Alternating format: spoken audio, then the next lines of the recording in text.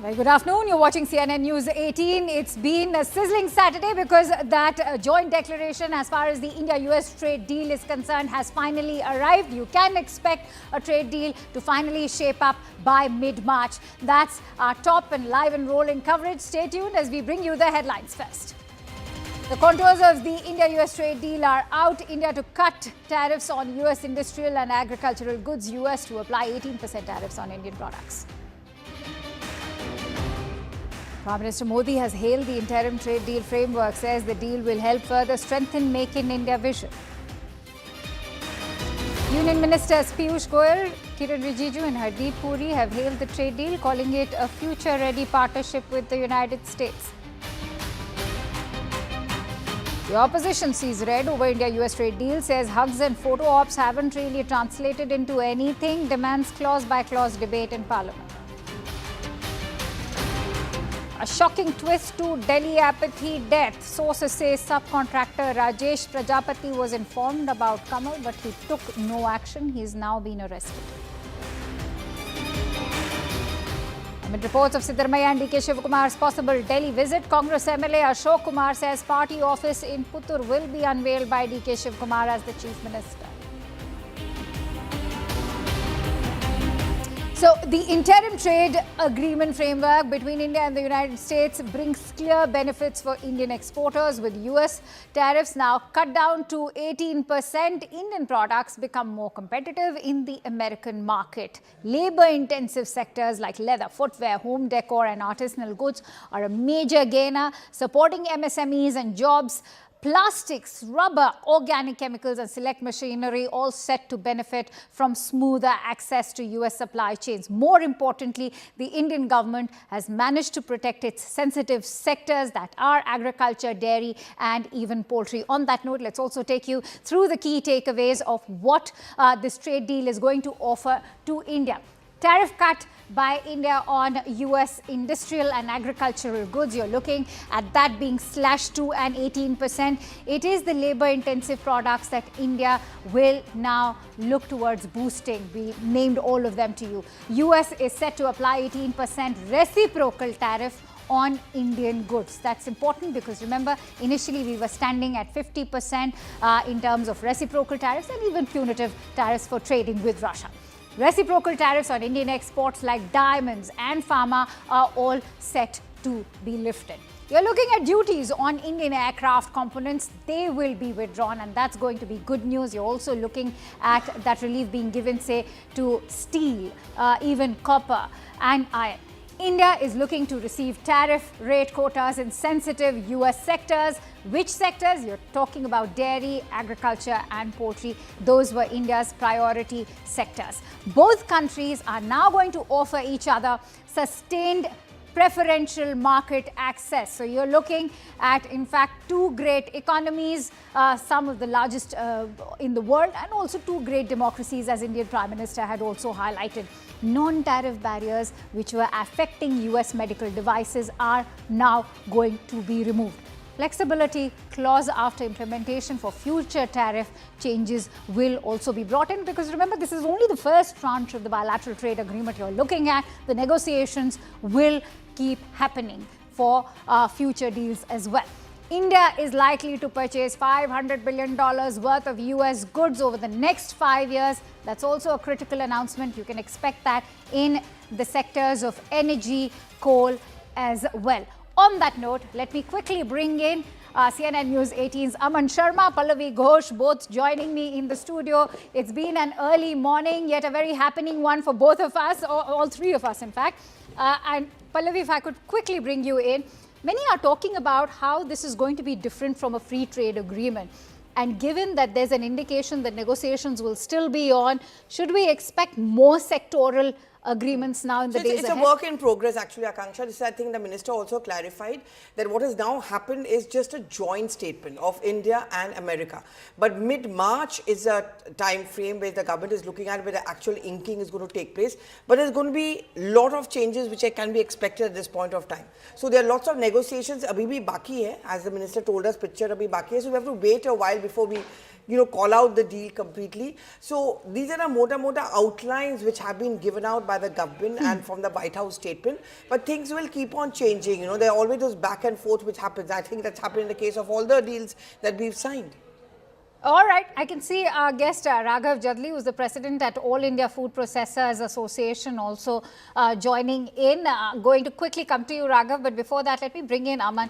Aman, as far as the politicization is concerned, that's also another aspect that we've seen throughout the budget session. Do you think that today's declaration sort of answers all of the kind of attacks that had come in the last few days? Well, it does answer if you believe the BJP, but definitely the Congress is not convinced here. See, we've seen this last week. So when the phone call happened between Mr. Trump and Mr. Modi and the readout was issued by both the sides on social media, the opposition said that, look, Mr. Trump is again announcing something which has not been announced by our side. He is informing us first. So that was the first attack. Then came Mr. Piyush Goyal's press conference and his statement in Parliament to say, look, we are informing you what we know. And it was put out on the floor of the Parliament. But then the opposition was like, why did you speak a day before at the PC? Why not at the Parliament? Then BJP said, we couldn't speak in Parliament because Rahul Gandhi was disrupting the Parliament. Well, all said and done, now the joint statement is out and now the Congress is, reading between the lines to say this word including, what does it mean? Does it mean more agri-goods? Because only 6 agri-goods have been mentioned, but there's a word called including with it. So does it mean a wholesale surrender? The government has come out with a statement saying, Piyush Goyal has put out a tweet, in fact, in the morning on X saying that he specified what all goods are completely out of the ambit of the... So I think Congress is not convinced that till the time they actually get a copy of the entire thing, because the opposition is, I think, not going to believe this government. And that is the nature of the bitter politics at this stage. But does that mean that we can expect a clause-by-clause discussion in the Parliament as is being demanded by the Congress party? No, I don't think there can be a discussion on the deal. At the most, what can happen is that the Commerce Minister may make a statement once again inside the Lok Sabha and the Rajya Sabha. I mean, as Aman was pointing out, he had come prepared with a speech. He had flown down from Mumbai, rushed down. He had a surgery scheduled, but he cut short that. He came here to give a statement, but he was not allowed to take a statement. And at that press conference, he kept on making the point that the deal has not yet been inked. Abhi bahut kuch कहना बाकी है, करना बाकी है, but the opposition is making an issue out of it. Come Monday, next week is the last week of the Parliament, there's supposed to be a discussion on budget. I'm sure Monday is going to begin with another ruckus coming in from the opposition party saying, why is he holding a press conference? I hope your throat remains healthy.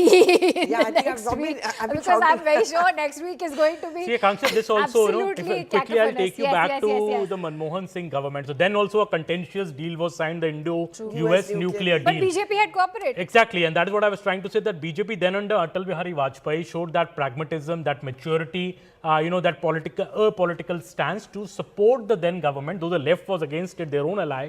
It was due to the BJP that, that deal actually went through along with the Samajwadi Party's support at that point of time. Today, the BJP says that when this deal is in national interest, we have waited around 7 to 8 months, sustained all this pressure which came from the US side to, sign the dotted line. Why is the Congress not actually backing the government in this? This is because today politics has become so bitter that the Congress is not even ready to believe one line that is said by the BJP. And that is the state of the situation right now in Parliament as well. So, Raghav Jadli, keeping the politics aside, let's hear it straight from the horse's mouth. As the president of a food processors association, how do you assess this tariff reduction? I mean, many critics are saying that tariff still remains, even though at 18% down from 50%. I think you're on mute. If you could please unmute yourself. Yeah, right. Not from the political, but from the industry perspective. Yes.